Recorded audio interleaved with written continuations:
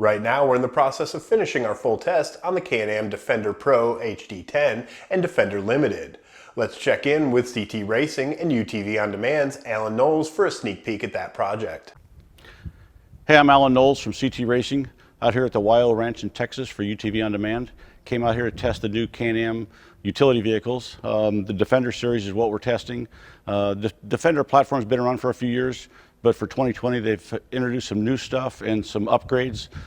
Onto the platform upgrades, they've brought the torque up, pull more, haul more, that kind of stuff with ease. So we put it through the paces, testing the torque, ripping it around this big ranch and seeing what it's capable of. Amazingly, it's a work vehicle, but it's pretty sporty. It gets around at a good clip. It can be used as a sport type. It's not really a sport vehicle, but it handles well enough and goes fast enough. And one of the things that I'd like to see in a vehicle that you're going to run on a ranch or anywhere else, that it actually has good speed. You can jump on the roads or whatever you need to do and get down at a good clip. Having a 6-foot bed is going to be really utility and even hunting. Now you can get that big elk, throw it in the back and bring it back to camp and let somebody else take care of cutting it up. That's another job. So that's the basic rundown on this.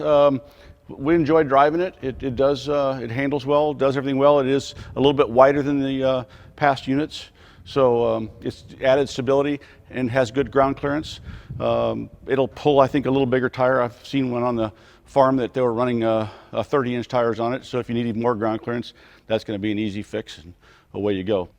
So that's the basic rundown on the Can-Am Defender Pro for 2020. This is the HD10 Limited. What they've done for this one is they've redone the cab to make it quieter for one, insulate it better so they could bring in air conditioning and heating. So it has heating and air conditioning, which is awesome when you're in Texas. Electric windows roll up and down, all the cool stuff that goes with needing that for an air conditioning unit.